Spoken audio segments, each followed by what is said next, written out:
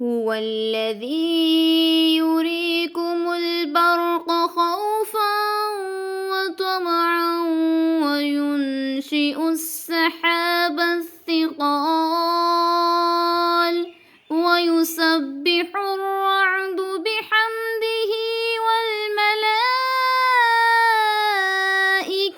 من خيفته ويرسل الصواعق فيصيب بها من يشاء وهم يجادلون في الله وهو شديد المحال۔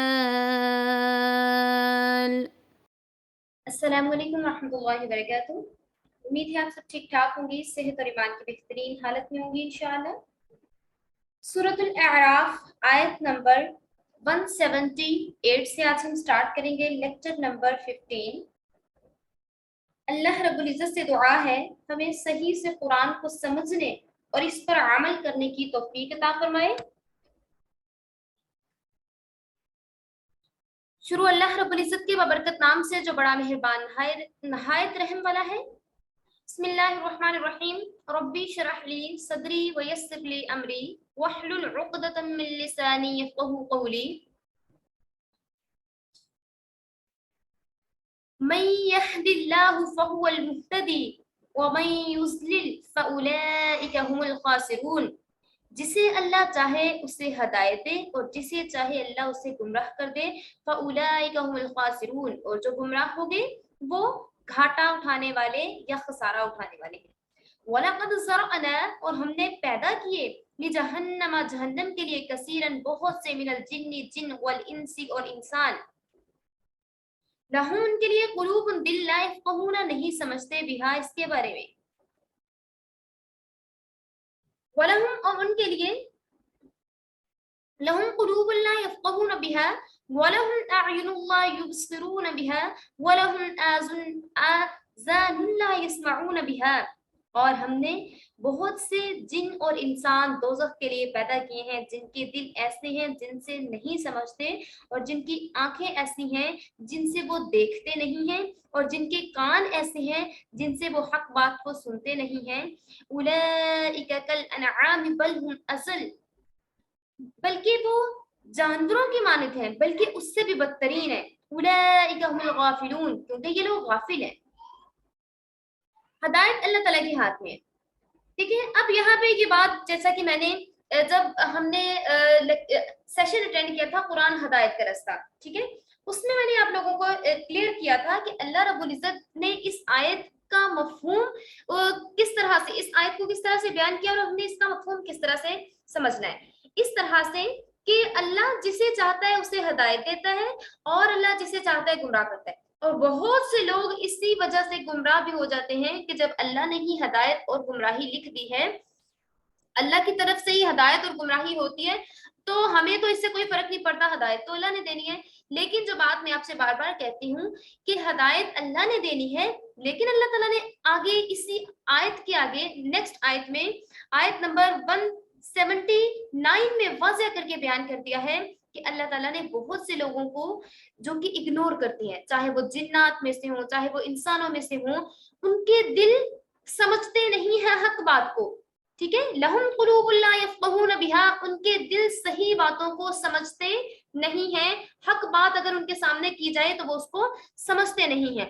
وَلَهُمْ أَعْيُنٌ لَا يُبْصِرُونَ بِهَا، اور ان کی آنکھیں جو ہے وہ حق بات کو دیکھتی نہیں ہیں۔ جب ان کے سامنے احکامات کا ذکر آتا ہے، ان کے سامنے صحیح باتیں آتی ہیں، یا ان کے سامنے قرآن ہوتا ہے، تو وہ اس کو دیکھتے نہیں ہیں اور اس پر عمل نہیں کرتے۔ اسی طرح سے پھر فرمایا جا رہا ہے نیکسٹ پارٹ میں، وَلَهُمْ آذَانٌ لَا يَسْمَعُونَ بِهَا، اور اپنے کانوں سے سنتے بھی نہیں، نہ حق بات کو سنتے ہیں، نہ سمجھتے ہیں، اور نہ ہی اس پر عمل کرتے ہیں، ٹھیک ہے۔ پھر ایسے لوگوں کے بارے میں فرما دیا کہ یہ کیسے لوگ ہیں جو کہ نہ تو سمجھتے ہیں، نہ ہی ان کے دل مائل ہوتے ہیں حق بات کی طرف، نہ ان کے دل مائل ہوتے ہیں، نہ ان کی آنکھیں حق بات کو سمجھتی ہیں، نہ ان کے کان اس چیز کو سمجھتے ہیں، نہ ہی دل ان کے مائل ہوتے ہیں۔ فرما دیا یہ لوگ کیسے ہیں، کل انعام بل ہم ازل، جانوروں کی مانند ہیں بلکہ ان سے بھی بدتر ہیں۔ ٹھیک ہے, جو دل رکھتے ہوئے درد دل نہ رکھے, جو دل رکھتے ہوئے کسی دوسرے کی تکلیف کو محسوس نہ کرے, جو دل رکھتے ہوئے اللہ رب العزت کے احکامات کے سننے پر اس کا دل نہ دھڑکے, اور دل رکھتے ہوئے اللہ تعالیٰ کی طرف اس کا دل مائل نہ ہو, دل رکھتے ہوئے وہ اللہ تعالیٰ کی باتوں کو اپنے دل کے اندر نہ رکھے, دل رکھتے ہوئے وہ دل جو ہے اس کو الٹے کاموں میں یوز کرنا شروع کر دے. ایسے دل پر اور ایسی آنکھوں پر جو کہ آنکھیں رکھتے ہوئے حق بات کو نہ پڑھ سکیں, حق کے لیے اپنی آنکھوں کا استعمال نہ کر سکیں, اور حق کے لیے اپنی آنکھوں کا کو یوز نہ کر سکیں, اور صحیح سے اپنی آنکھوں کا استعمال نہ کر سکیں, غیر محرم کو دیکھنے کے لیے آنکھیں یوز کریں, برے چیزوں کو دیکھنے کے لیے آنکھیں یوز کریں, ایسی آنکھوں کے بارے میں, ایسے دل کے بارے میں, اور ایسے کانوں کے بارے میں جو کہ اللہ کا کلام سنتے تو ہیں لیکن اس پر عمل نہیں کرتے. دن میں 5 ٹائم اذان تو سنتے ہیں لیکن اللہ کے بلانے پر بھی نہیں آتے. حی علی الصلاۃ, آئیے نماز کی طرف. اللہ تعالیٰ 5 ٹائم دن میں ان کے لیے ایک آواز لگا رہے ہوتے ہیں, آواز آ رہی ہوتی ہے مؤذن کے ذریعے سے, بلاوا دیا جا رہا ہوتا ہے لیکن اس کو اگنور کر رہے ہوتے ہیں, کانوں سے سنتے ہیں.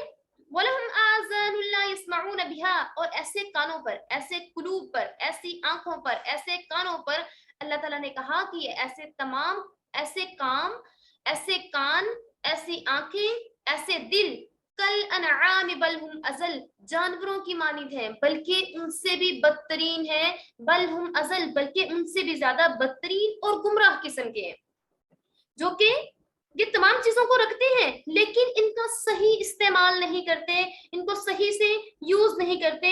اور یہ لوگ کون ہیں؟ جو کہ غفلت میں پڑے ہوئے ہیں, اور ان کو لگ رہا ہوتا ہے کہ یہ لوگ تو بڑے سکسیسفل ہیں, یہ لوگ اگر نیگیٹیوٹی میں اپنے دل کو یوز کر رہے ہیں, اپنی آنکھوں کو یوز کر رہے ہیں, اپنے کانوں کو یوز کر رہے ہیں, تو وہ کسی اچھے ٹریک پر چلتے جا رہے ہیں. لیکن اللہ تعالیٰ نے ایسے لوگوں کے بارے میں کیا فرما دیا؟ کل انعام بل ہم ازل, یہ جانوروں کی مانند ہیں جو کہ دل رکھتے ہیں لیکن درد دل نہیں رکھتے, جو آنکھیں رکھتے ہیں ان کا صحیح استعمال نہیں کرتے, احکامات پر ان کی آنکھیں نہیں اٹھتی, دن میں قرآن پڑھنے کے لیے ان کی آنکھیں نہیں کھلتی, اور اسی طرح سے اللہ کا کلام سننے کے لیے ان کے کان نہیں ترستے. تو ایسے لوگ جانوروں کی مانند نہیں بلکہ ان سے بھی گئے گزرے ہیں, اور کیونکہ یہ لوگ غفلت میں پڑے ہوئے. اللہ تعالیٰ کن کو ہدایت دیتا ہے؟ جو اللہ کی طرف قدم بڑھاتا ہے, ٹھیک ہے. من یہد اللہ فہو المہتدی, اللہ اسی کو ہدایت دیتا ہے جو اس کی ہدایت کو لینا چاہتا ہے. اللہ جسے چاہتا ہے اس کو ہدایت دیتا ہے, جسے چاہتا ہے گمراہ کرتا ہے. کس طرح؟ جو ہدایت لینا چاہے, جو اللہ کو اگنور نہ کرے گا, اللہ تعالیٰ اس کو ہدایت دے گا, اس کو ریوارڈ کے طور پہ جنت بھی ملے گی. جو اللہ تعالیٰ کی آیات کو, احکامات کو, اللہ تعالیٰ کے بتائے ہوئے رستے کو اگنور کرے گا تو اللہ تعالیٰ اسے کہیں گے ٹھیک ہے, جہاں پہ تمہارا رستہ چلتا جا رہا ہے چلتے جاؤ, آگے کھائی میں گرو گے جو کہ دوزخ کی صورت میں تمہارے لیے ہوگی. ٹھیک ہے, اس لیے ان آیات کو بڑے اچھے طریقے سے سمجھ لیجئے, کیونکہ بہت لوگ ایسے ہوں گے جو کہ آپ کو دلیل دیں گے کہ اللہ نے تو, جب وہ غلط رستے پہ ہوں آپ ان کو کہیں کہ آپ ہدایت کی طرف آ جائیے نا, تو پھر وہ آپ کو یہ دلیل دیتے ہوتے ہیں کہ اللہ نے تو ہدایت اور گمراہی اللہ کے ہاتھ میں, جب اللہ نے نہیں ہمیں ہدایت دی تو ہم کہاں سے ہدایت لینے والے ہیں. تو ان کو بتائیے کہ آپ اللہ کو اگنور کر رہے ہیں, اس لیے اللہ تعالیٰ آپ کو ہدایت نہیں دے رہا. جب آپ اللہ کو اگنور نہیں کریں گے, جب آپ اللہ تعالیٰ کے احکامات سے بجا لائیں گے, تو پھر کیا ہوگا؟ پھر اللہ تعالیٰ آپ کے قلوب کو نرم کر دے گا, اس میں اپنی محبت ڈال دے گا, پھر آپ کا کنیکشن اللہ تعالیٰ کے ساتھ اسٹرانگ ہوتا چلا جائے گا. ٹھیک ہے, پھر اللہ تعالیٰ آپ کو بصارت بھی دے گا, آپ کو دیکھنے کے لیے آنکھیں بھی دے گا, جس سے آپ صحیح اور حق بات کو پہچان سکو گے. نہیں تو کیا فرمایا ان لوگوں کے لیے کہ یہ جانوروں سے بھی بدتر ہیں, یا اس سے بھی زیادہ جانور ہیں, یا اس سے بھی زیادہ بدتر ہیں, کیونکہ یہ لوگ غفلت میں پڑے ہوئے ہیں. وَلِلَّهِ الْأَسْمَاءُ الْحُسْنَى فَادْعُوهُ بِهَا, اور اللہ کے کتنے پیارے اچھے نام ہیں, اللہ کو انہی ناموں سے پکارو. وَذَرُوا الَّذِينَ يُلْحِدُونَ فِي أَسْمَائِهِ سَيُجْزَوْنَ مَا كَانُوا يَعْمَلُونَ, اور ایسے لوگوں سے تعلق بھی نہ رکھو جو اس کے ناموں میں کیا کرتے ہیں؟ چینجنگ کرتے ہیں. یلحدون, کجربی کرتے ہیں یا اس کو چینج کر دیتے ہیں. ان لوگوں کو ان کے کیے کی سزا ضرور ملے گی جو اللہ تعالیٰ کے ناموں کو بدل ڈالتے ہیں یا ان کے مفہوم کو بدل ڈالتے ہیں. وَمِمَّنْ خَلَقْنَا أُمَّةٌ يَهْدُونَ بِالْحَقِّ وَبِهِ يَعْدِلُونَ, اور ہماری مخلوق میں ایک جماعت ایسی بھی ہے جو حق کے مطابق ہدایت پر چلتی ہے اور اسی کے مطابق انصاف بھی کرتی ہے. والذین کذبوا اور جن لوگوں نے جھٹلا دیا بھی آیاتنا ہماری آیات کو سنستدرجهم من حیث لا یعلمون ہم آہستہ آہستہ ان کو پکڑیں گے کہ ان کو خبر بھی نہیں ہوگی. وَأُمْلِي لَهُمْ إِنَّ كَيْدِي مَتِينٌ اور میں انہیں ڈھیل دے دوں گا بے شک میری خفیہ تدبیر بڑی پختہ ہے. اللہ رب العزت کی ذات فرما رہی ہے کہ اسے اچھے ناموں کے ساتھ پکارا جائے. گزشتہ آیات میں مخالفین حق یعنی کفار و مشرکین جن کو غافلین کا لقب دیا گیا تھا ان کا حال ذکر ہوا تھا اور کہا گیا تھا کہ اگر وہ اللہ کو اگنور کریں گے تو اللہ تعالیٰ بھی ان کو اگنور کر دے گا اور پھر ایسے لوگ غفلت میں پڑے رہیں گے. تو یہاں پہ یہ بات یاد دلائی جا رہی ہے غفلت دور کرنے والی چیز اللہ رب العزت کی یاد ہے. جب اللہ تعالیٰ کو یاد کریں گے تو غفلت میں نہیں پڑیں گے. سو ہمیشہ اللہ تعالیٰ کو اسماء حسنہ یعنی اچھے ناموں سے پکارو, اچھی صفات سے یاد کرو. اسماء حسنہ یعنی اچھے ناموں سے مراد وہ نام ہے جس سے اللہ تعالیٰ کی عظمت, برتری, اللہ تعالیٰ کے تقدس, پاکیزگی اور اس کی صفات کمالیہ کا اظہار ہوتا ہو. مشرکین اللہ پاک کو ایسے ناموں سے پکارتے تھے جس کی اللہ نے اجازت نہیں دی. مثلا کفار جو عرب تھے اللہ سے دعا کرتے وقت کہتے تھے کہ یا ابل مکارمہ یا اب یہ ذل وجہ, اور نصارہ کہتے تھے یا ابل مسیح اے مسیح کے ابا, اور یا ابل ملائک اے فرشتوں کے ابا. معاذ اللہ شرک کیا کرتے تھے نا ساتھ. اور مشرکوں نے اپنے دیوتاؤں کے نام بھی اسی طرح سے رکھے ہوئے تھے اللہ تعالیٰ کے ناموں کے ساتھ, جیسے کہ عزیز, عزا, منان سے انہوں نے اس کو چینج کر کے منات, اور الہ سے الہ کو بگاڑ کے معاذ اللہ لات بنا کے انہوں نے بتوں کے نام رکھ چھوڑے تھے. منان اللہ تعالیٰ کا نام جو منان ہے اس کو چینج کر کے اس میں رد و بدل کر کے اس کو منات بنا دیا اور الہ سے لات بنا کر بتوں کے نام انہوں نے رکھ چھوڑے تھے. ان سب کی تردید کے لیے یہاں پہ بتایا جا رہا ہے کہ اللہ کے لیے اچھے اچھے نام مخصوص ہیں, سو آپ انہی ناموں سے اللہ تعالیٰ کو پکارو اور یاد کرو. ایک حدیث میں حضرت ابو ہریرہ رضی اللہ تعالیٰ عنہ سے روایت ہے, رسول اللہ صلی اللہ علیہ وآلہ وسلم نے ارشاد فرمایا اللہ تعالیٰ کے 99 نام ہیں, 99 یعنی 1 کم 100, جو ان کا احصاء یعنی ان کو حفظ کر لے گا اور ان کا ورد رکھے گا وہ جنت میں داخل ہوگا. تو ایک حکم یہاں یہ دیا گیا ہے اللہ تعالیٰ کو ہمیشہ اس کے اچھے ناموں سے پکارو اور اچھی صفات سے یاد کرو اور اس کے ہر نام سے وہ حاجت طلب کرو جو اس کے نام کے ساتھ جڑی ہوئی ہو. مثلا اے رحمان مجھ پر رحم فرما, اے رزاق مجھے رزق عطا فرما, اے ہادی مجھے ہدایت نصیب فرما. اس کے ساتھ ہی یہ بھی حکم ہو رہا ہے جو لوگ اس کے اسماء اور صفات کے بارے میں بے تعلق ہوں گے یا اس میں چینجنگز کریں گے اور اس کو جو ہے تبدیل کریں گے یا اس کو بگاڑ کے لیں گے معاذ اللہ, تو ایسے لوگوں سے آپ بالکل بے تعلق ہو کر رہیں اور وہ لوگ بھگتیں گے جو کچھ وہ کر رہے تھے. ایک اور چیز میں آپ کے ساتھ شیئر کروں کہ اللہ تعالیٰ کا جو نام آپ کو بہت, اللہ تعالیٰ کے سارے نام بہت پیارے اور بہترین ہیں. اگر آپ چاہتے ہیں کہ جو صفت اللہ تعالیٰ کی بے شمار صفتیں ہیں, اللہ تعالیٰ کی جو صفت آپ چاہتے ہیں کہ جیسے کہ رزق ہے, ٹھیک ہے, اس کا ورد کیجئے, یا اللہ تعالیٰ کا جو نام آپ کو پسند ہے اس کو اللہ تعالیٰ کے نام کے ساتھ جوڑ کے تو اس کو بولنا شروع کیجئے. اللہ تعالیٰ آپ کو اسی سے ریلیٹڈ جو آپ چاہتے ہیں جو حاجات ہوں گی وہ پوری ہوں گی. جیسے کہ رب العالمین تمام جہانوں کا رب, یہ بھی آپ استعمال کر سکتے ہیں, یا پھر اللہ رب العزت. اگر آپ رب العزت کا استعمال کریں گے تو اللہ تعالیٰ رب العزت کس لیے, میں تو اس لیے استعمال کرتی ہوں, ہمیشہ میں اللہ رب العزت کہتی ہوں کہ اللہ تعالیٰ عزت دینے والا ہے, ٹھیک ہے, اللہ تعالیٰ بہت باعزت ہے, اللہ تعالیٰ سب سے زیادہ عزت والا اللہ تعالیٰ ہے, اور اس لیے رب العزت کا استعمال کرتی ہوں کہ اللہ تعالیٰ ہمیں بھی عزت سے نوازے گا, ٹھیک ہے. تو اسی طرح سے آپ اللہ تعالیٰ کے لیے جو نیم بھی استعمال کرتی ہیں اللہ تعالیٰ آپ کو وہی چیز سے نواز دیتا ہے.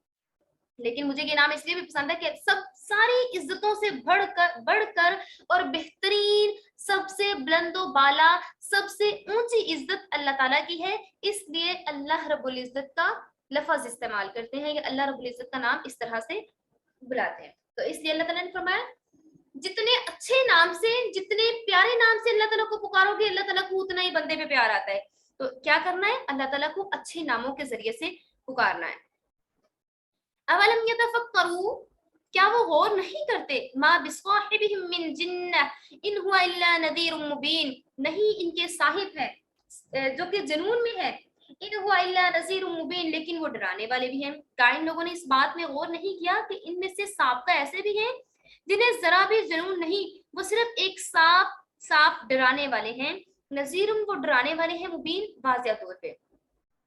अवलम यंजुरू, क्या वो नहीं देखते, फी मलकूत समावाति वल अर्ज़, के बादशाहत, तमाम बादशाहत आसमानों की, जमीन की, और वमा खलक़ल्लाहु मिन शैइन व अन असा अन यकून क़द इक़्तरब अजलुहुम फबिअय्यि हदीसिन बअदहु युमिनून, कि आसमानों और जमीन के आलम में और दूसरी चीजों में जो अल्लाह ताला ने पैदा की है, इस बात में ये मुमकिन है कि इनकी अजल, इनकी मौत करीब ही आ पहुंची हो। अजलहुम, इनकी मौत करीब ही आ पहुंची हो। फबिअय्यि हदीसिन बअदहु युमिनून, फिर कुरान के बाद कौन सी बात पर ये लोग ईमान लाएंगे। मैं युज़लिल्लाहु फला हादिया, जिसको अल्लाह ताला गुमराह छोड़ दे, इसे कोई राह रास्त पर नहीं ला सकता। वयज़रुहुम फी तुग़यानिहिम यअमहून, और अल्लाह ताला इनको इनकी गुमराही में भटकते हुए छोड़ देता है।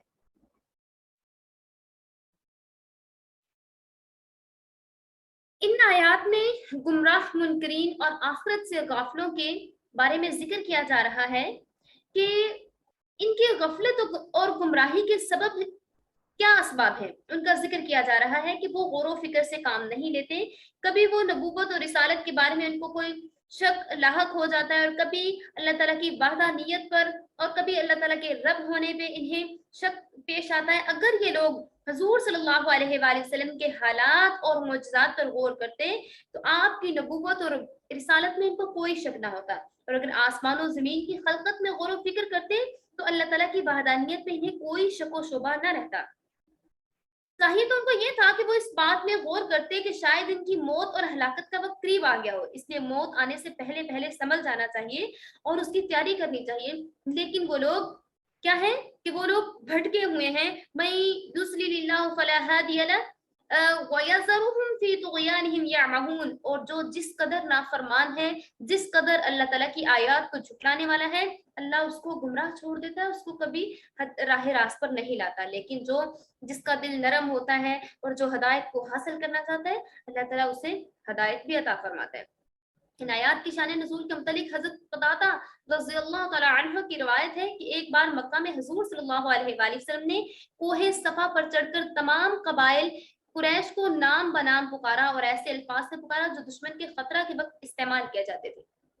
सब लोग जमा हो गए थे। हुज़ूर सल्लल्लाहु अलैहि वसल्लम ने हर कबीला को उनके नाम से बुलाया, फिर अज़ाब इलाही से डराया। आइंदा के वाक़यात जो मौत के बाद बल्कि क़यामत तक इन पर वाक़या होने वाले थे, सब बताए, और इन्हें फना ज़वाल का नक्शा भी बताया।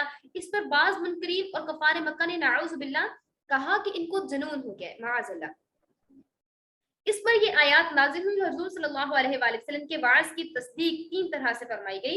अव्वल ये कि जरा गौर करना चाहिए और समझना चाहिए कि रसूलुल्लाह सल्लल्लाहु अलैहि वसल्लम जो आपको दावत दे रहे हैं, माअज़ल्लाह वो कोई दीवाने और मजनून तो नहीं है, बल्कि वो आपके सामने हकाइक को दिखा रहे हैं, और वो सादिक और अमीन है, और आपके सामने सच्ची बात को लाके रख रहे हैं।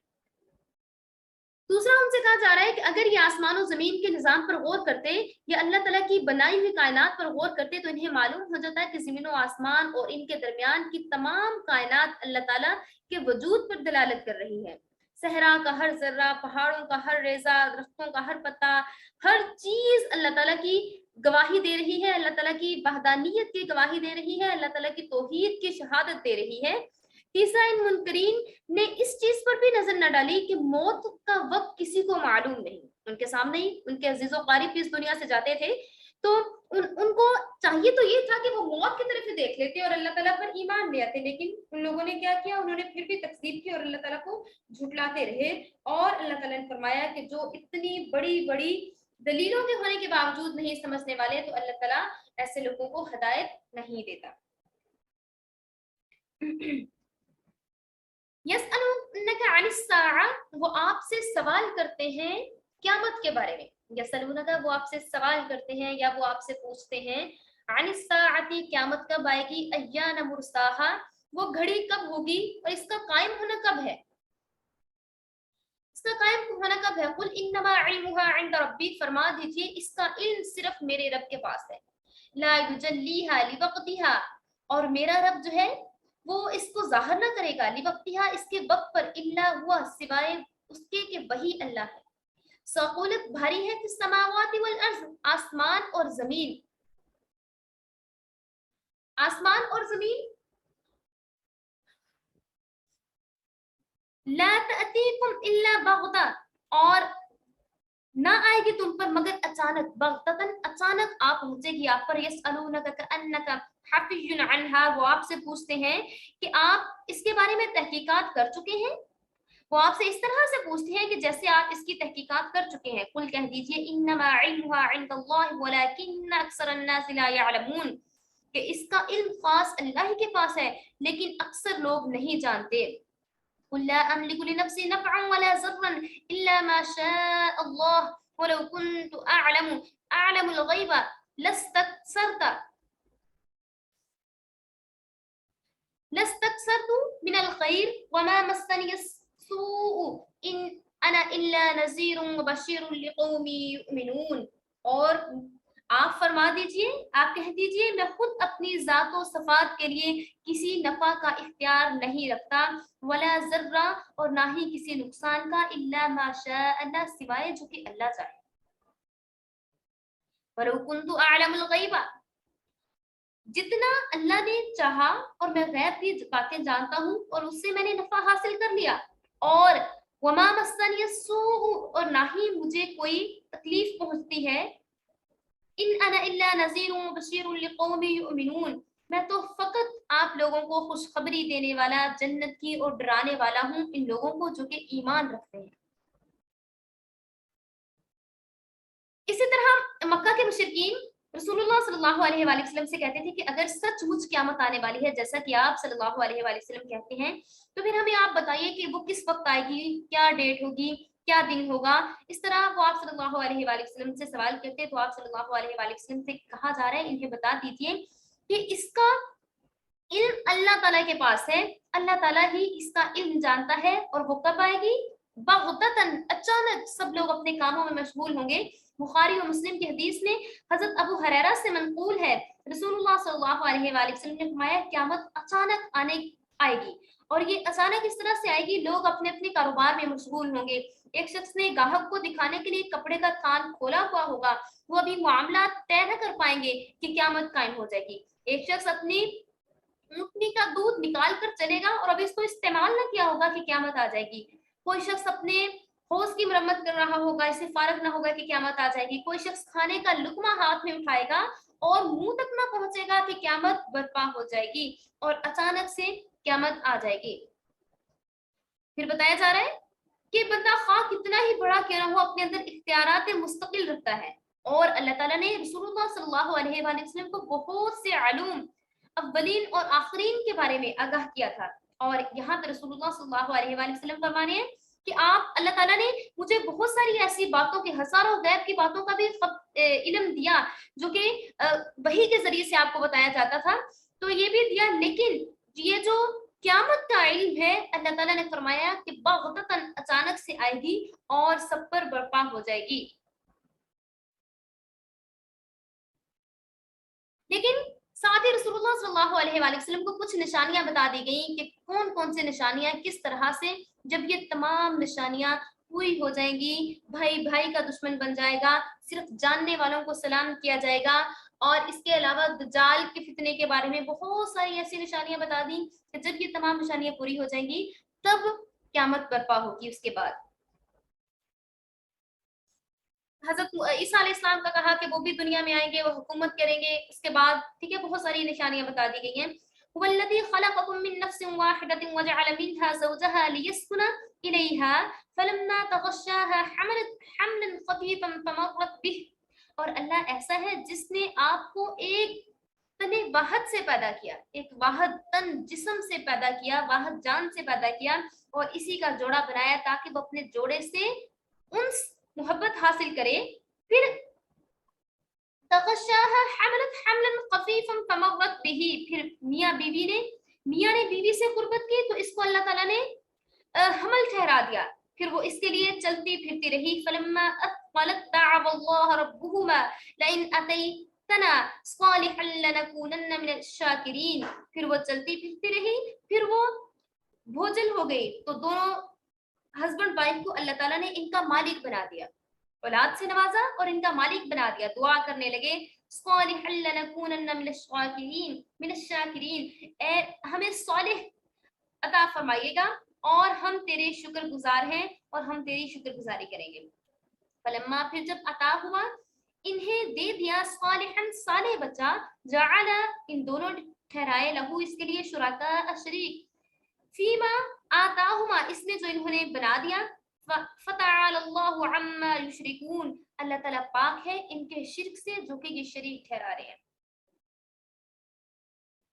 یہاں پہ اللہ تعالیٰ نے فرمایا کہ کس طرح سے اللہ تعالیٰ نے انسان کی کریشن کی, کس طرح سے انسان کو پیدا کیا.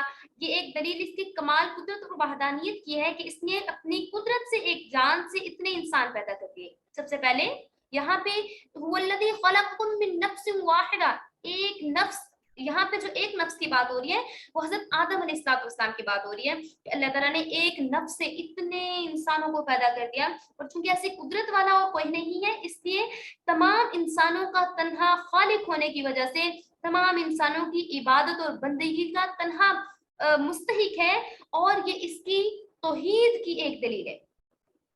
دوسری دلیل اللہ تعالیٰ نے یہ عطا کی, یہ یہاں پہ دی جا رہی ہے کہ اللہ تعالیٰ نے نوح سے پیدا کیا, یعنی حضرت آدم علیہ السلام جو مرد تھے ان سے ان کی بیوی حضرت ہوا کو ہوا کے جنس عورت کو پیدا کیا. اور چونکہ یہ قدرت بھی کسی اور میں نہیں اس لیے اس لحاظ سے بھی تنہا وہی معبود ہے. اور حضرت ہوا کو اس لیے پیدا کیا کہ حضرت آدم علیہ السلام کو ان سے انس اور سکون حاصل ہو, ان سے انس ہو, ان سے محبت ہو. یہ بھی ایک طرح کا انعام دے دیا اللہ تعالیٰ نے تاکہ اس پہ شکر ادا کیا جائے. پھر اللہ تعالیٰ نے انہیں اولاد سے نوازا. جب انسانوں میں اللہ تعالیٰ نے بتایا کہ پھر ان کا ریلیشن ہوا, ٹھیک ہے, فزیکل ریلیشن ہوا, تو پھر اللہ تعالیٰ نے ایک پانی کے ذریعے سے اللہ تعالیٰ نے حمل ٹھہرا دیا. اور پھر جب تک پھر یہ کہ ٹائم گزرتا رہا, اللہ تعالیٰ نے فرمایا کہ عورت ایک بوجھ لے کے اپنے ساتھ چلتی پھرتی رہی. پھر اللہ تعالیٰ نے اپنی قدرت کاملہ سے 3 پردوں اور اندھیروں کے اندر اس کی تربیت کی اور پرورش کی. اور پھر اللہ تعالیٰ پھر دونوں میاں بیوی اس فکر میں پڑ گئے کہ اب پتہ نہیں ان کی اولاد کیسی ہوگی, ٹھیک ہے. اور اس لیے یہ بھی ہو سکتا ہے کہ بعض اوقات عجیب الخلقت بچہ پیدا ہو جاتا ہے, کبھی اندھا, بہرا, گونگا, ہاتھ پاؤں سے معذور, ایسا بھی ہو جاتا ہے. تو ان خطرات کے سبب دونوں میاں بیوی اللہ تعالیٰ سے دعا کرنے لگے کہ ہمیں صحیح سالم جیتا جاگتا بچہ عطا فرمائیے گا, ہم اس پہ ضرور شکر گزار ہوں گے. لیکن جب اللہ تعالیٰ نے انہیں صحیح سلامت بچہ عطا کر دیا تو بجائے شکر گزاری کرنے کے ماں باپ شرک میں مبتلا ہو گئے اور انہوں نے اپنے عہد و پیمان کو توڑ دیا, اس کو بھول گئے اور ان کی اپنی اولاد کو بھی شرک میں مبتلا کر لیا, جس کی مختلف صورتیں ہوتی ہیں. مثلا جو بچہ اللہ تعالیٰ نے اپنی قدرت کاملہ سے دیا تھا اس کو وہ کسی غیر کی طرف منسوب کرنے لگے. کوئی کہنے لگا فلاں کی نظر نیاز سے یہ فلاں نے اولاد دی ہے, فلاں کی یہ وجہ بنی اور یہ اولاد ملی. کسی نے کہا کہ ستاروں کی تاثیر سے پیدا ہوا ہے, کسی نے کہا کہ ہمیں بتوں نے یہ بخشا ہے. اسی پر مشرکین عرب اپنی اولاد کے نام عبد العزا, عبد المنات, عبد اللات, عبد المنات, عبد الشمس سورج کا نام پہ رکھا کرتے تھے. عزا, لات, منات یہ مشرکین کے مشہور بتوں کے نام تھے اور اس طرح سے وہ نام رکھا کرتے تھے. تو اللہ تعالیٰ نے ان کو رد فرما دیا اور اللہ تعالیٰ کے جو بہترین اور پسندیدہ نام ہے وہ عبداللہ اور عبد الرحمن ہے. اور ساتھ فرمایا کہ اللہ تعالیٰ کا نام ایسے نہیں لینا, ڈائریکٹ نہیں لینا. آپ نے اگر اپنے کسی بچے کا نام رکھنا ہے تو ساتھ ابد کا ورڈ لگا دینا ہے کہ بندہ, یہ بندہ ہے عبد الرحمن, رحمان کا بندہ ہے. اور رحمان اگر اکیلا پکاریں گے تو معاذ اللہ شرک کے برابر ہوگا, ٹھیک ہے. تو اس لیے فرمایا فتعال اللہ عما یشرکون, یعنی اللہ تعالیٰ نے یعنی پاک ہے اللہ تعالیٰ اس شرک سے جس کو ان لوگوں نے اختیار کیا ہوا تھا. خلاصہ ان آیات کا یہ ہے کہ اللہ تعالیٰ کی قدرت کاملہ اور سنت, اللہ تعالیٰ نے اتنے عجیب طریقے سے اس کو پیدا کیا کہ تمام اولاد آدم یعنی بنی نوع انسان ہمیشہ اس خالق اور منعم حقیقی کی شکر گزار بنی رہتی. ہوتا تو یہ کہ سب لوگ شکر گزار ہوتے اور اس کی وحدانیت کا اعتراف کرتے، مگر ان لوگوں نے اللہ تعالیٰ کے ساتھ شریک ٹھہرانا شروع کر دیا کہ میں نے یہ کیا تو یہ ہو گیا، وہ کیا تو وہ ہو گیا۔ اللہ تعالیٰ ہم سب کو معاف فرمائے۔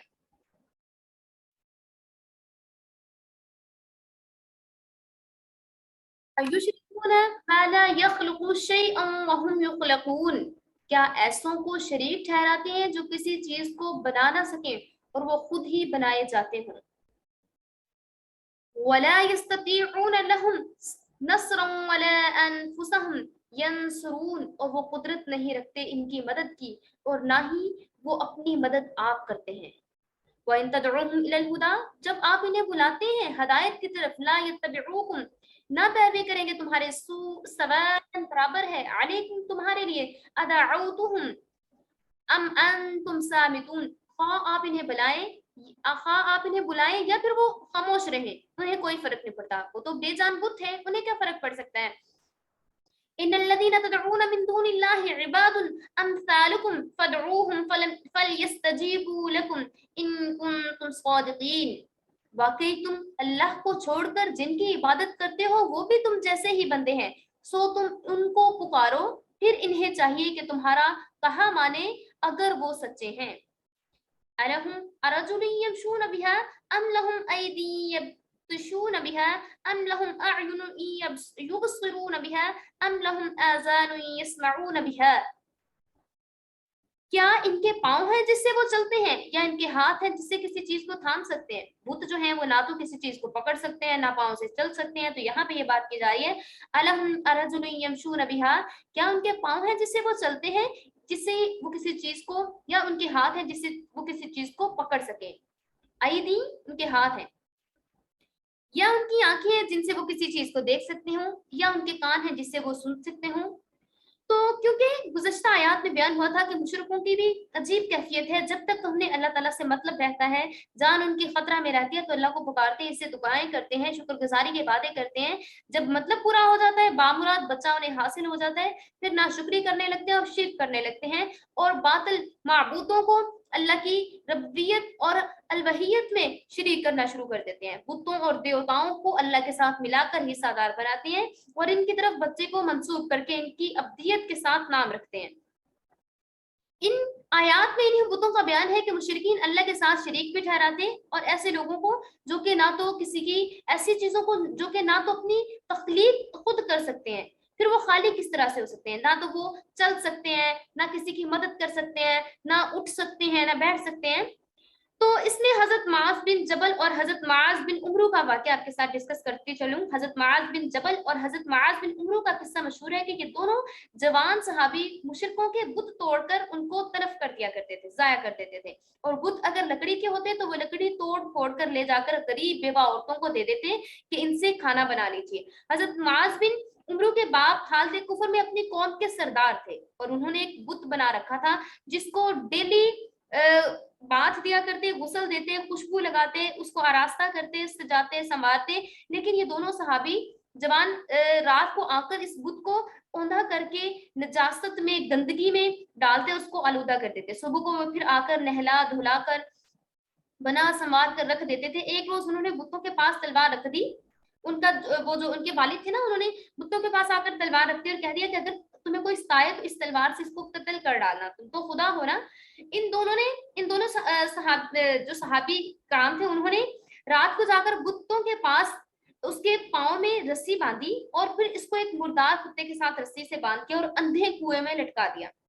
صبح کو عمرو بن جموح نے اٹھ کر بت کی یہ حالت دیکھی تو سمجھ میں آ گیا ان کے کہ یہ باطل دین ہے اور غلط عقیدے پر میں ہوں، کہ یہ تو اپنے خود حفاظت نہیں کر سکتے اور یہ ہماری کیا حفاظت کریں گے۔ اسی وقت بت پرستی چھوڑ کر مسلمان ہو گئے اور پھر جنگ احد میں شہید ہوئے۔ تو یہاں بھی یہ کہا جا رہا ہے کہ ان آیات میں بت پرستی کی تردید کرتے ہوئے اشارہ کیا جا رہا ہے کہ معبود وہی ہے، وہی منعم حقیقی ہے، معبود ہونے کے لیے لائق ہے کہ جو قادر ہو، خالق ہو، صاحب اختیار ہو، صاحب بصیرت ہو، اور وہ تنہا صرف اللہ رب العزت کی ذات ہی ہے۔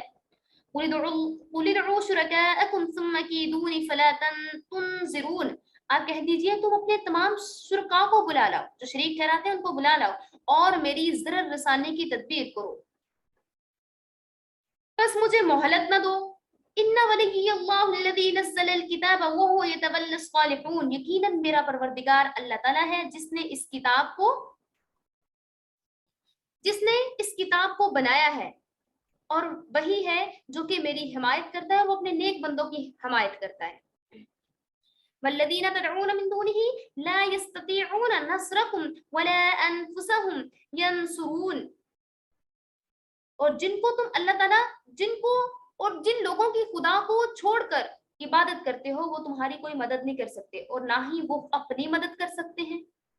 وَإِن تَدْعُوهُمْ إِلَى الْهُدَى لَا يَسْمَعُوا وَتَرَاهُمْ يَنْظُرُونَ إِلَيْكَ وَهُمْ لَا يُبْصِرُونَ، اور ان کو اگر کوئی بات بتانے کے لیے آپ پکارو تو وہ آپ کی بات بھی نہیں سنتے، وہ آپ کو دیکھتے بھی نہیں ہیں۔ وَتَرَاهُمْ يَنْظُرُونَ، وہ آپ کو ایسے لگ رہا ہے کہ وہ آپ کو دیکھتے ہیں، لیکن وہ آپ کو دیکھتے بھی نہیں ہیں، وہ آپ کو کچھ سنتے بھی نہیں ہیں۔ تو یہاں پہ یہ بات واضح کی جا رہی ہے کہ آپ اللہ تعالیٰ کے ساتھ شریک ٹھہراتے ہیں، اور آپ صلی اللہ علیہ وآلہ وسلم کو طرح طرح کی مشرکین دھمکیاں دیا کرتے تھے بتوں کے نام سے کہ ہمارے بت یہ کر دیں گے اگر آپ ہمارے معبودوں کی مخالفت کرنے سے باز نہ آئے، اسی طرح لوگوں کی عقیدے خراب کرتے رہے تو ہمارے بتوں کا غصہ تم پہ ٹوٹ پڑے گا۔ معاذ اللہ کہتے تھے رسول اللہ صلی اللہ علیہ وآلہ وسلم کو کہ آپ پر ہمارے معبودوں کا غصہ ٹوٹ پڑے گا اور آپ پر آفتیں نازل ہوں گی۔ تو ان آیات کے جواب میں اللہ تعالیٰ نے جواب دیا کہ نبی کریم صلی اللہ علیہ وآلہ وسلم سے مخاطب ہو کر کہ آپ ان مشرکوں سے کہہ دیجئے کہ جس قدر آپ کے دیوی دیوتا معبود ہیں جن کو تم اللہ کا شریک ٹھہراتے ہو، سب کو بلا لو اور میرے ضرر پر آمادہ کر لو۔ قُلِ ادْعُوا شُرَكَاءَكُمْ ثُمَّ كِيدُونِي فَلَا تُنظِرُونَ، سب کو بلا لو کہ سب مجھے تکلیف پہنچائیں، لیکن نہ تو آپ کے دیوتا اور نہ ہی جو آپ کے معبود ہیں مل کر بھی مجھے کوئی تکلیف نہیں پہنچا سکتے، اور نہ ہی اس سے مجھے کوئی تکلیف پہنچ سکتی ہے۔ اللہ تعالیٰ ہی نیک لوگوں کا مددگار ہے، اور اللہ تعالیٰ ہی رسول اللہ صلی اللہ علیہ وآلہ وسلم نے فرمایا میرا مددگار ہے۔ یہ لوگ جو خود کوئی کام نہیں کر سکتے، آپ اللہ کو چھوڑ کر ان کی عبادت کرتے ہو جو آپ کی کوئی مدد نہیں کر سکتے، نہ وہ اپنی مدد کر سکتے ہیں، نصرہم تمہاری مدد، ولا انفسہم اور نہ اپنی مدد کر سکتے ہیں، انفسہم ینصرون نہ اپنی مدد کر سکتے ہیں۔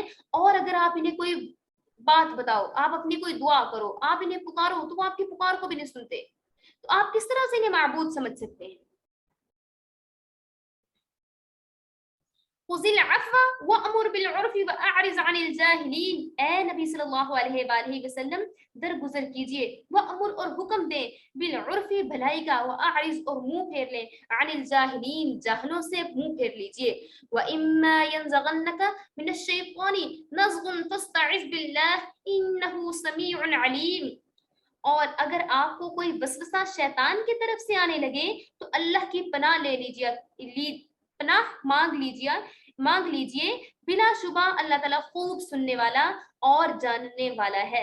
ان الذین اتقوا اذا مسهم طائف من الشیطان تذکروا فاذا هم مبصرون، یقیناً جو لوگ اللہ خدا ترسیں، ٹھیک ہے، جو لوگ خدا ترسیں جب ان کو کوئی خطرہ شیطان کی طرف سے آ جاتا ہے تو وہ اللہ کی یاد میں لگ جاتے ہیں تو یکا یک ان کی آنکھیں کھل جاتی ہیں۔ جیسے میں نے آپ کو بتایا تھا کہ اگر آپ کو شیطانی وساوس تنگ کرتے ہیں یا آپ کو نیگیٹیوٹی بہت زیادہ نیگیٹیوٹی آپ کی ہو رہی ہے کہ نیگیٹیو آپ کی ویوز آ رہی ہیں دماغ میں، نیگیٹیو سوچیں آ رہی ہیں، تو آپ نے کیا پڑھنا ہے؟ لا حول ولا قوت الا باللہ العلی العظیم، مجھے نیکی کرنے کی قوت اور برائی سے بچنے کی طاقت اللہ ہی کی ذات کی طرف سے دی جاتی ہے۔ اللہ ہی کی ذات ہے جو مجھے نیکی کرنے کی طاقت اور برائی سے بچنے کی قوت عطا کرے گی، اس کا یہ ترجمہ ہے۔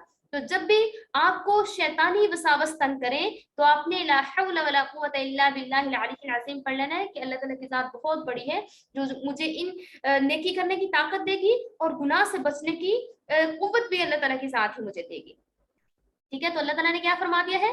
فاستعذ باللہ، تو پھر اللہ کی پناہ میں آ جائیے، ٹھیک ہے۔ تو شیطان مردود سے بچنے کے لیے، اس کے شر سے بچنے کے لیے اللہ تعالیٰ کی پناہ میں آ جائیے جب بھی آپ کو شیطانی وساوس تنگ کرے۔ وَإِخْوَانُهُمْ يَمُدُّونَهُمْ فِي الْغَيِّ ثُمَّ لَا يُقْصِرُونَ، اور شیاطین کے تابع ہیں جو شیطانوں کی پیروی کرتے ہیں، وہ ان کو گمراہی میں کھینچتے چلے جاتے ہیں، بس وہ باز نہیں آتے۔ پھر ایسے آپ کو خیالات آئیں گے کہ جو لوگ تو اللہ کی طرف فوراً رجوع کر لیتے ہیں، اللہ تعالیٰ ان کو اپنے دامن رحمت میں گھیر لیتا ہے اور وہ لوگ گمراہ نہیں ہوتے. لیکن جو لوگ شیطان کی پیروی کرتے ہیں تو ایسے لوگوں کو شیطان جو ہے وہ اس کی گمراہی میں کھینچے چلے جاتے ہیں, پھر وہ باز نہیں آ سکتے ان میں سے. مفسرین نے ان آیات کے شان نزول کے سلسلہ میں یہ بھی روایت کیا ہے کہ حضرت سعد بن عبادہ سے نقل ہے کہ غزوہ احد میں جب رسول اللہ صلی اللہ علیہ وآلہ وسلم کے چچا حضرت حمزہ کو شہید کر دیا گیا, کفار نے بڑی بے دردی سے ان کے اعضاء کاٹ کر لاش کی بڑی بے حرمتی کی, تو اس حالت اور اس لاش کو دیکھ کر رسول اللہ صلی اللہ علیہ وآلہ وسلم کو بڑا دکھ اور سخت صدمہ ہوا, اور اس وقت کفار کی اس حرکت پر طبیعت میں غصہ آیا, اور آپ نے فرمایا کہ جن لوگوں نے حمزہ کے ساتھ, حمزہ رضی اللہ تعالیٰ عنہ کے ساتھ ایسا کیا ہے, میں ان کے 70 آدمیوں کے ساتھ ایسا معاملہ کر کے ان کو چھوڑوں گا. اس پر یہ آیات نازل ہوئی اور آپ کو بتایا گیا کہ آپ تو خلق عظیم اور علم و متانت کے یہ شایان شان آپ ہیں, آپ کو یہ چیز زیب نہیں دیتی, آپ کا مقام بہت اعلیٰ اور نہایت بلند ہے. آپ عفو درگزر سے کام لیجیے, خذ العفو وَأْمُرْ, آپ درگزر کریں اور حکم دیں بالعرف, بھلائی کا, وَأَعْرِضْ, اور منہ پھیر لیں, عن الجاہلین, جاہلوں سے آپ منہ پھیر لیں. آپ کی ذات بہت اعلیٰ ہے, بہت بلند ہے, آپ عفو درگزر سے کام لیجئے. اور جب یہ آیات نازل ہوئی تو رسول اللہ صلی اللہ علیہ وآلہ وسلم نے جبرائیل امین سے اس کا مطلب دریافت کیا, تو جبرائیل امین نے اللہ تعالیٰ سے دریافت کرنے کے بعد بتایا ہے کہ آپ کو یہ حکم دیا گیا ہے کہ جو شخص آپ پر ظلم کرے آپ اس کو معاف کر دیں, اور جو آپ کو کچھ نہ دے آپ اس پر بخشش کریں, اور آپ اس سے قطع تعلق کریں, جو آپ سے قطع تعلق کرے آپ اس سے بھی ملا کریں. اور بتا دیا کہ رسول اللہ صلی اللہ علیہ وآلہ وسلم پیغمبر عظیم ہیں. پھر متقین کی حالت بیان کی جا رہی ہے کہ جو متقین ہیں اگر انہیں کوئی بھی وسوسہ تنگ کرتا ہے تو وہ اللہ تعالیٰ کی پناہ میں آ جاتے ہیں اور اللہ تعالیٰ ان کو اپنی پناہ میں گھیر لیتے ہیں. لیکن ایسے لوگ بھی ہیں جو کہ شیطان ان پہ جب ضرب لگاتا ہے یا ان پہ وار کرتا ہے تو وہ شیطان کے وار میں پھنسے چلے جاتے ہیں کیونکہ وہ اللہ کی پناہ میں نہیں آتے. اور اسی طرح سے جب آپ کے دل میں کوئی خیال گزرے تو فوراً سے اللہ کی پناہ مانگیے, اعوذ باللہ من الشیطان الرجیم پڑھ لیجئے, اور اس طرح سے آپ اللہ کی پناہ میں آ جائیں گے. وَإِذْ لَمْ تَأْتِهِمْ بِآيَةٍ قَالُوا لَوْلَا اجْتَبَيْتَهَا قُلْ إِنَّمَا أَتَّبِعُ مَا يُوحَىٰ إِلَيَّ مِن رَّبِّي هَٰذَا بَصَائِرُ مِن رَّبِّكُمْ وَهُدًى وَرَحْمَةٌ لِّقَوْمٍ يُؤْمِنُونَ. اور جب آپ کوئی معجزہ ان کے سامنے ظاہر نہیں کرتے تو وہ کہتے ہیں کہ آپ معجزہ کیوں نہیں لائے. آپ فرما دیجئے میں اس کی اطاعت کرتا ہوں جو مجھ پر میرے رب کی طرف سے حکم بھیجا گیا ہے. یہ گویا بہت سی دلیلیں ہیں آپ کے رب کی طرف سے اور ہدایت اور رحمت ہے ان لوگوں کے لیے جو ایمان رکھتے ہیں. وَإِذَا قُرِئَ الْقُرْآنُ فَاسْتَمِعُوا لَهُ وَأَنصِتُوا لَعَلَّكُمْ تُرْحَمُونَ. اور جب قرآن پڑھا جائے تو کان لگا کے غور سے سنا کریں, وَأَنصِتُوا, اور چپ رہا کریں, لَعَلَّكُمْ تُرْحَمُونَ, تاکہ آپ پر رحم کیا جائے. جب قرآن پڑھا جائے تو اس کو کان لگا کے سنیے, خاموش رہا کیجیے تاکہ آپ پر اللہ تعالیٰ کی رحمتوں کا نزول ہونا شروع ہو جائے.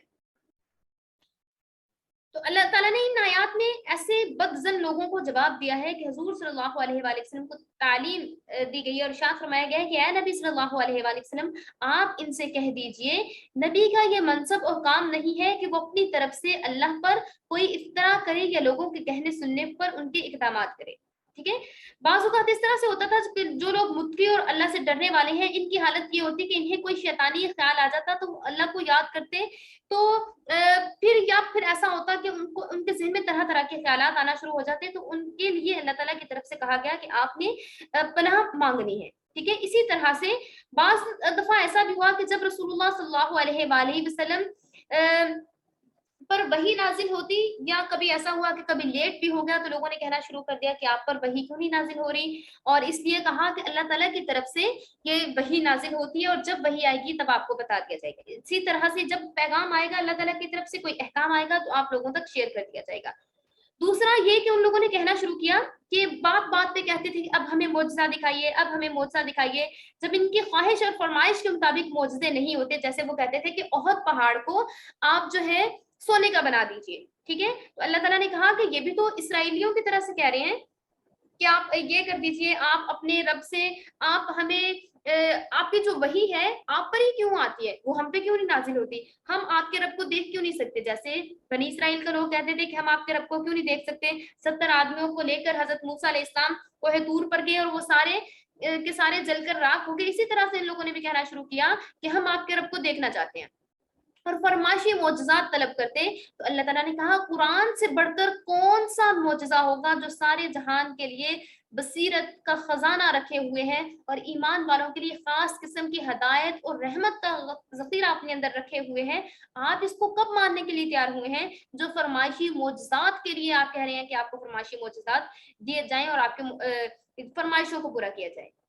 تو فرمایا جا رہا ہے قرآن, اللہ تعالیٰ نے قرآن آپ کے لیے بھیج دیا اور اس میں رحمت ہے اور آنکھیں اس سے کھل سکتی ہیں اگر آپ اپنی آنکھیں کھولا کریں.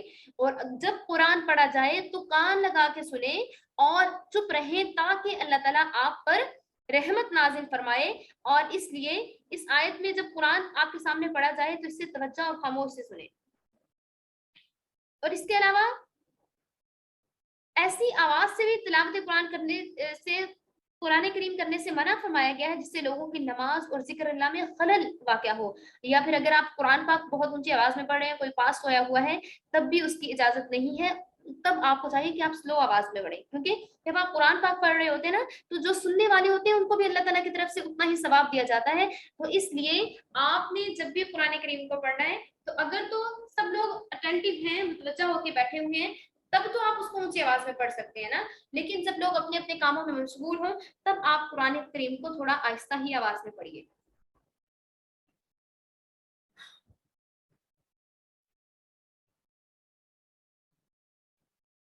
وَاذْكُرْ رَبَّكَ, اور یاد کیجیے اپنے رب کو, فی نفسک, اپنے دل میں, تضرعا وخفیہ, عاجزی سے, ڈرتے ہوئے, ودون الجہرا, اور بغیر بلند, من القول, آواز سے, بالغدو والآصال, اور صبح اور شام کے وقت, ولا تکن من الغافلین, اور غفلت میں نہ پڑ جائیے. اور یاد کیجیے اپنے رب کو, اے شخص اپنے رب کو یاد کرو جب آپ نرمی کے ساتھ, عاجزی کے ساتھ, خوف کے ساتھ, اور آپ نے جب اللہ کو یاد کرنا ہے نرمی کے ساتھ, ڈرتے ہوئے اللہ تعالیٰ کو پکارنا ہے, بہت زور سے نہیں پکارنا, ٹھیک ہے. ودون الجہری, اور بغیر بلندی کے ساتھ, آواز کو نرمی کے ساتھ, صبح اور شام آپ نے اللہ تعالیٰ کی تعریف بیان کرنی ہے, اللہ تعالیٰ کو چپکے چپکے پکارتے رہنا ہے, ہر ٹائم اللہ تعالیٰ کو پکارتے رہنا ہے, اور غافل نہیں رہنا, اور یہ نہ ہو کہ آپ کا شمار غافلوں میں کیا جائے. ان الذين عند ربك لا يستكبرون عن عبادته ويسبحونه وله يسجدون, اور جو تیرے رب کے نزدیک ہیں وہ اس کی عبادت سے تکبر نہیں کرتے اور اس کی پاکی بیان کرتے ہیں اور اس کو سجدہ کرتے ہیں. سمعنا واطعنا غفرانك ربنا واليك المصير. ہاں جی, جتنے لوگوں نے بھی اس آیت کو سنا ہے سب پر سجدہ واجب ہو گیا ہے, تو آپ لوگوں نے سجدہ لازمی کرنا ہے, تلاوت سجدہ, ٹھیک ہے, لازمی اس کو کیجیے گا. اور سجدہ تلاوت واجب ہوتا ہے, اگر نہیں کریں گے تو اس کا گناہ ملے گا, ٹھیک ہے. جب بھی آپ کو ٹائم ملے آپ نے ضرور کرنا ہے. اور سجدہ تلاوت کس طرح سے کرتے ہیں؟ جیسے نماز کا سجدہ کیا جاتا ہے, قرآن کریم پہ سجدہ تلاوت نہیں ہوتا. بعض لوگ کیا کر رہے ہوتے ہیں, قرآن کریم کھول کے پڑھ رہے ہوتے ہیں, جیسے سجدہ تلاوت آیا فوراً سے قرآن کریم کے اوپر سجدہ کر دیا ہے, ایسے نہیں ہوتا. جو چیزیں نماز کے لیے ضروری ہیں وہی چیزیں سجدے کے لیے بھی ضروری ہیں, جیسے وضو کا ہونا, جگہ کا پاک ہونا, کپڑوں کا پاک ہونا, اور ٹھیک ہے نیت کرنا, نیت کرنی ہے, نیت کر کے ڈائریکٹ سجدے میں جانا ہے, 3 دفعہ سبحان ربی الاعلیٰ پڑھنا ہے تو آپ کا سجدہ ہو جائے گا, آپ کو سلام پھیرنے کی بھی ضرورت نہیں ہے, ٹھیک ہے. تو جتنی بھی گرل سن رہی ہیں سب کی سب سجدہ تلاوت لازمی کریں گی, میں نے تو کرنا ہی ہے کیونکہ میں نے یہ آیت پڑھی ہے, اور اس کے علاوہ ہم جتنی دفعہ اس آیت کو پڑھیں گے, ٹھیک ہے, ہم پہ سجدہ واجب ہو جائے گا. اگر ایک ہی جگہ پہ بیٹھ کے پڑھیے پھر ایک سجدہ کرنا پڑے گا, اگر میں اس جگہ سے اٹھ کے روم کے اندر کسی اور دوسری جگہ پہ بیٹھ کے پڑھ لیتی ہوں تب مجھے 2 سجدے کرنے پڑیں گے. جب دوبارہ میں جگہ تبدیل کر کے کسی تیسری جگہ پہ چلی جاؤں گی پھر مجھے 3 سجدے کرنے پڑیں گے, اس طرح سے, ٹھیک ہے. تو اب جتنا اس کو ریپیٹ کریں گے سجدہ کرنا پڑے گا, اتنے سجدے ہم پہ واجب ہوتے جائیں گے اگر اس جگہ سے اٹھ کے کسی دوسری جگہ پہ چلی جاؤں گی, ٹھیک ہے. یہ کچھ چیزیں تھی جو آپ کے ساتھ میں نے ڈسکس کرنی تھی. اب ہم اس کی تفسیر کی طرف آتے ہیں. ذکر اللہ کی اہمیت اور اس کے آداب بیان کیے گئے ہیں کہ اللہ تعالیٰ یہیں پہ سورۃ اعراف مکمل ہو رہی ہے. الحمدللہ اللہ تعالیٰ ہمیں صحیح سے اس پر عمل کرنے کی توفیق عطا فرمائے. تو یہاں پہ اللہ تعالیٰ نے ایک خاص چیز ہمارے لیے رکھ دی ہے کہ آپ نے ذکر کرنا ہے، ذکر عام، خواہ وہ دل سے ہو، زبان سے ہو، یا جس طرح سے بھی آپ ذکر کر رہے ہیں، آپ ذکر کے 6 آداب تلقین فرمائے جا رہے ہیں۔ اول یہ کہ دل میں یاد الہی ہو، یعنی ذکر اللہ کی اصلی روح ہے، اور اس زبان سے دل آپ کا اس کی طرف متوجہ ہونا چاہیے دھیان سے، تاکہ زبان اور دل دونوں اللہ تعالیٰ کی یاد میں مشغول ہوں۔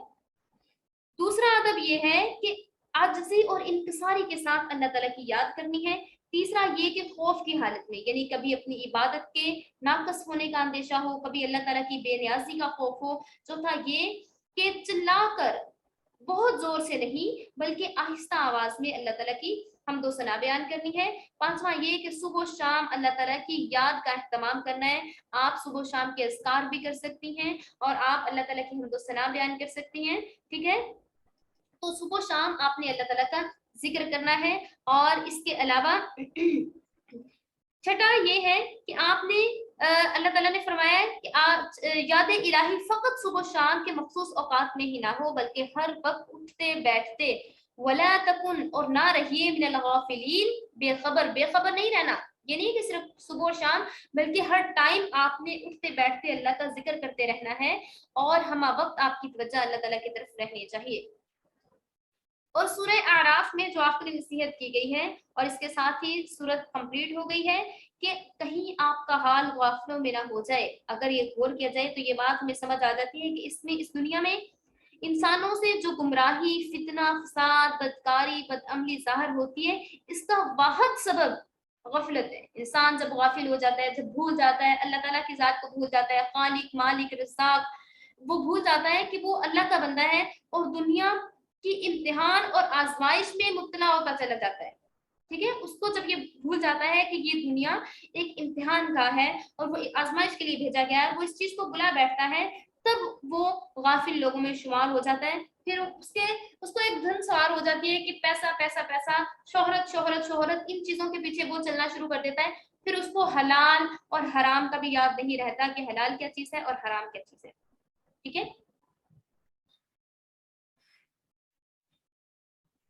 پھر سجدہ کی بات کی جا رہی ہے کہ آپ تمام عبادات میں اعلیٰ جو عبادت ہے وہ سجدہ ہے، صرف سجدہ کا ذکر کیا گیا ہے، اور یہ تمام ارکان نماز میں سجدہ کو خاص فضیلت حاصل ہے، اور یہ قرب الہی کا ایک بہت بڑا ذریعہ ہے۔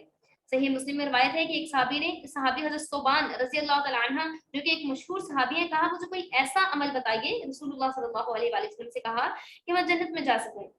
تو انہوں نے ایک دفعہ یہ سوال پوچھا، پھر دوسری دفعہ پوچھا، کسی نے حضرت ثوبان سے پوچھا تھا، ٹھیک ہے، کسی نے حضرت ثوبان رضی اللہ تعالیٰ عنہ سے پوچھا کہ مجھے کوئی ایسا عمل بتائیے تاکہ میں جنت میں جا سکوں۔ تو حضرت ثوبان خاموش رہے، انسان نے پھر سوال کیا، پھر وہ خاموش رہے۔ جب تیسری مرتبہ سوال دہرایا تو حضرت ثوبان رضی اللہ تعالیٰ عنہ نے کہا کہ یہی سوال میں نے ایک دفعہ رسول اللہ صلی اللہ علیہ وآلہ وسلم سے کیا تھا، تو آپ صلی اللہ علیہ وآلہ وسلم نے مجھے یہ وصیت فرمائی تھی کہ کثرت سے سجدے کیا کرو، کیونکہ جب آپ ایک سجدہ کرتے ہیں تو اس کی وجہ سے اللہ تعالیٰ آپ کا ایک درجہ بڑھا دیتے ہیں، ایک گناہ کو معاف فرما دیتے ہیں۔ یہ صاحب جنہوں نے سوال کیا تھا کہتے ہیں کہ حضرت ثوبان کے بعد حضرت ابو دردہ رضی اللہ تعالیٰ عنہ سے ملا، اور وہ بھی ایک مشہور صحابی تھے۔ تو میں نے جب ان سے سوال کیا تو انہوں نے بھی یہی کہا، اور کہا کہ آپ جو ہے کثرت سے سجدے کیا کریں، کثرت سے نوافل پڑھا کریں، جتنے نوافل پڑھیں گے، جتنے زیادہ سجدے کریں گے، جتنا لمبا سجدہ ہوگا، اتنا زیادہ اللہ رب العزت کا قرب حاصل ہوگا۔